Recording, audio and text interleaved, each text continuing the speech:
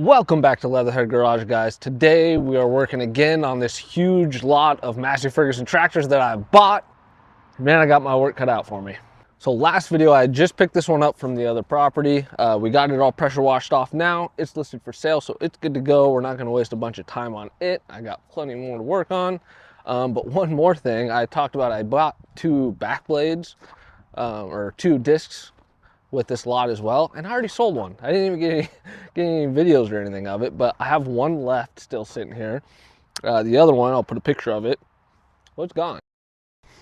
But today, we got to get the skid steer off of the gooseneck and then grab one of those tractors, pick one, any of them, pull it into the shop and see if we can't get it running. I like to put that strap on these ramps, or else when I'm driving around down the road, they freaking bang the whole time.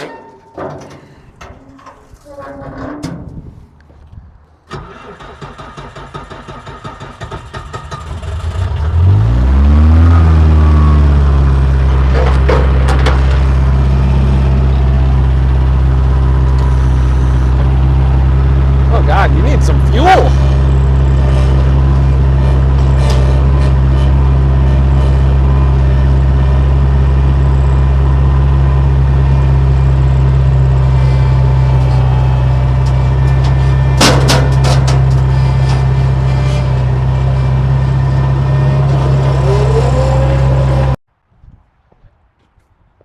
All right, well, I guess the first thing we gotta do is pick which tractor we wanna work on. I don't wanna work on these ones yet. These are the ones that are missing parts.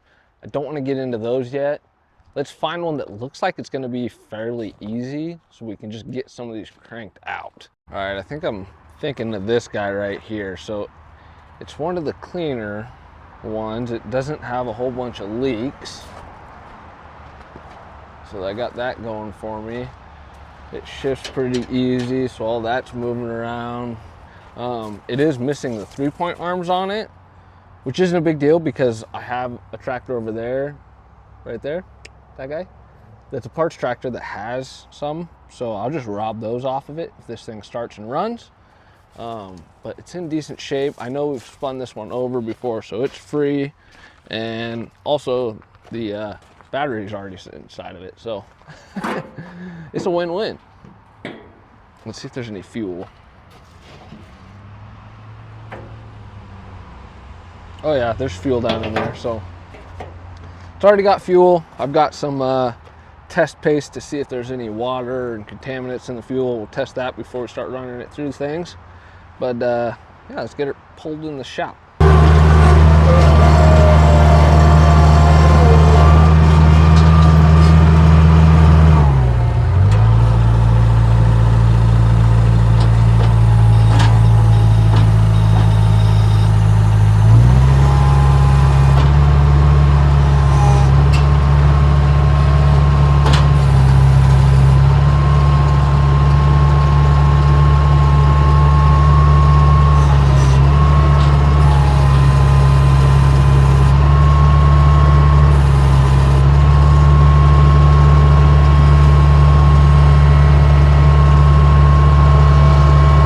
Bobby, you can do it. There we go. So let's take a quick peek at this thing. It should just spin right over. Check and make sure that it's got oil. Yep. Looks pretty good too. Let's see if she cranks.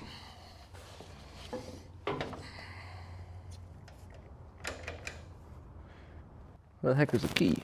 Oh no. All right, let me go grab a key. I have to buy more keys. See if she'll just start.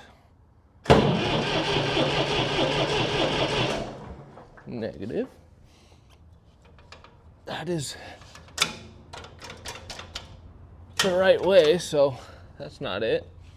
Okay, let's crack this. We're just gonna bleed all this, so I think we go this one first, make sure that's full of fuel, and then that one, something like that. We'll try that. Oh, there's fuel in there. That's the wrong bolt. Tiny little guys. Ooh, a little bit of air came out with it. I got good fuel going there. Ooh, lots of air. I can hear it hissing. So I'm gonna leave that cracked. Go ahead and spin it over.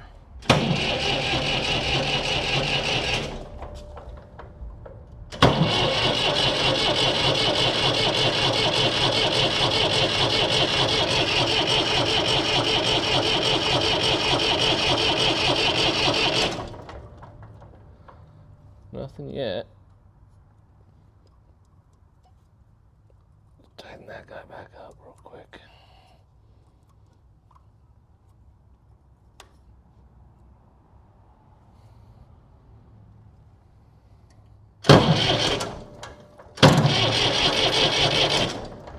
There we go. Now I'm getting air out.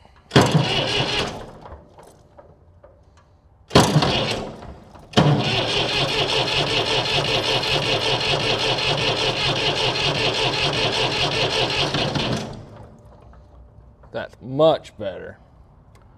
Much better. All right, now let's do this one. Lots of air coming out.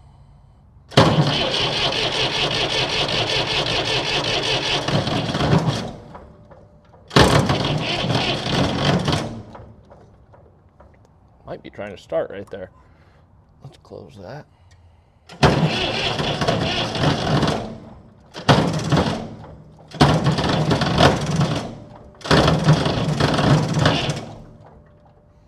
It is not happy with me. I think that battery might be starting to die. Oh, now I'm getting fuel. There we go. Lots of air too. I guess I'm probably gonna have to do all those injector lines too.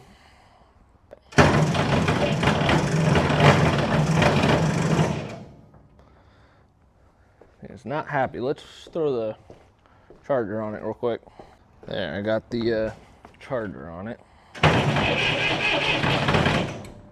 Not quite. So I think I'm probably gonna have to bleed these injector lines. I wonder how easy they are to get to. Not very easy. That's fantastic. I might have to take this side panel off. Well, I'm not gonna mess with the rest of those. That's enough to get in there to loosen that. So I'm just gonna put my flashlight right there to just hold this. We're gonna start cracking injector lines. What size is that? All right, let's try that.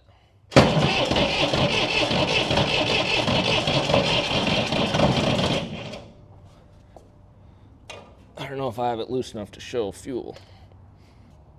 Take two.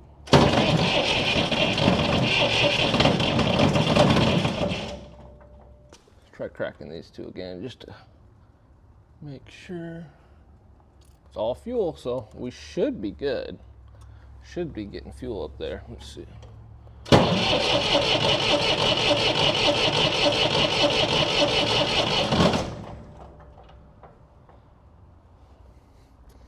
Not seeing any. Let's go to the next one. What might even be easier is just cracking this guy, seeing if I have fuel going through that. Let's try that real quick.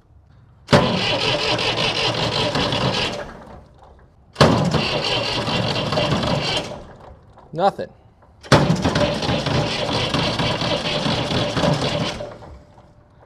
I should have diesel coming out of there. All right, let's try a different injector. Let's try number two. All right, guys, well, it's about 6 hours later now. I've had some time to sit and think about what to do next with this thing, and I think I've come up with a plan. First off, this thing has had 6 hours to sit there with that injection pump full of fuel, which it's been dry for the last few years, so hopefully that will help kind of lubricate it and everything. And then when I came back out here, I double checked everything to make sure that everything was bled and that I bled it correctly. I went and looked online, made sure I did it right. So I double checked, made sure that the fuel filter was full. That thing's fully bled now. I re-bled both of those, and I'm getting good fuel and stuff out of there. I went ahead and cranked it for a little bit to see if I could finally get some fuel up into those injection lines. And I might just barely have a little bit coming out of the number 2 injector there now. And then I also tried popping the number one right here, and I started to just barely get a little bit of fuel out of here, just the tiniest amount. And so what I think is going on is this fuel rack in here is stuck. And it's probably just because this thing has sat for like 3 years since it's had any fuel in it. And so what happens in these injection pumps is this is like it's a rotary fuel rack. When that rotor in there spins, there's these two little pistons almost that move back and forth over these like cams on the outside of this rotor that push these pistons back and forth that create fuel pressure as it's spinning. And well, what tends to happen is they sit for a long time. They sit dry, they build up moisture, or you have some moisture in the fuel or some contaminant in your fuel, and those get gummed up or get a little surface rust or something on them, and they get locked in there. And if those things don't jiggle back and forth like they're supposed to, your tractor won't run. So I think what the plan is, I'm gonna let this sit for a couple of days. It's full of fuel now. I've confirmed that it's full of fuel. Hopefully that fuel sits in there and it just loosens stuff up, because I'm sure that that's probably what the issue is. Even if I wanted to rebuild it right this second, I couldn't though, because I don't have the kit on hand. At least, I don't think. I gotta look through the parts. I might have a seal kit for this, but either way, just sitting there full of fuel, it might loosen itself up over a little bit of time. So I'm gonna order the seal kit for one of these. I've got plenty of them, even if I don't use all the parts on this. I'm gonna order that seal kit, and then I'm gonna go grab a different tractor, pull it in, start working on it while this one sits and while I'm waiting on the seal kit for it. We'll come back in a couple of days, try it again, and if it still doesn't work, then we'll pull this injection pump off, we'll reseal it, we'll clean out those that little rotary vane in there, and hopefully it works then. And unfortunately, it's dark outside, so you guys aren't gonna get to see Bobby. And actually, instead of grabbing another tractor, I just thought about this. So this is this other blade that I got, and I remember looking at it earlier, and it's got a big old crack right here.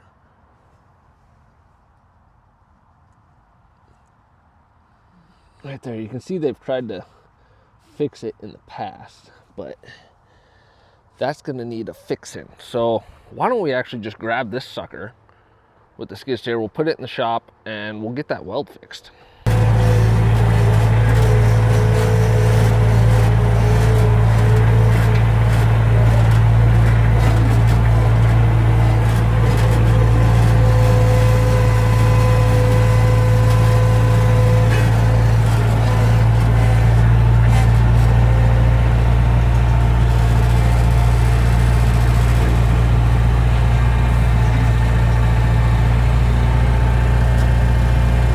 So I think my plan with this, I found a little bit of scrap steel laying around.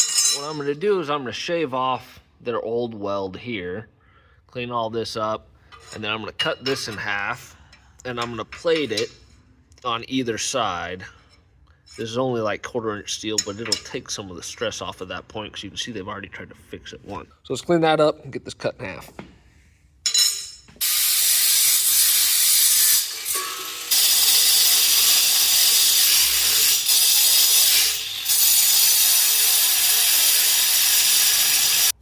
Damn, look at how almost exactly I eyeballed half. So I cleaned off where that plate's gonna end up going, where I'm gonna be welding it.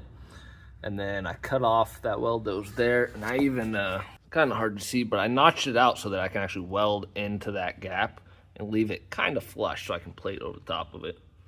I did that on both sides, so let's weld it.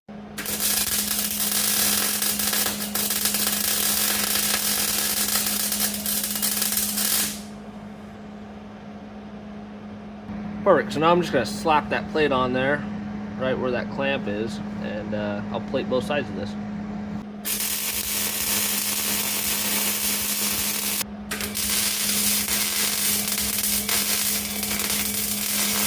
All right, we got that all done.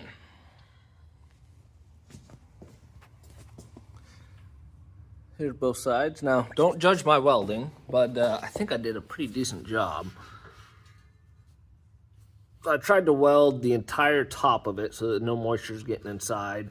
And then I left some weep holes in the bottom so it's not holding condensation in there and rusting out later on. So all that's left to do now is let that thing cool down, and then we'll put a little paint on it so that it doesn't rust. Well guys, it's been like a week at this point. The disc is done. I've been sick the last couple of days, but it's gone. It's sitting out there. I've already got a buyer lined up for it, which is nice.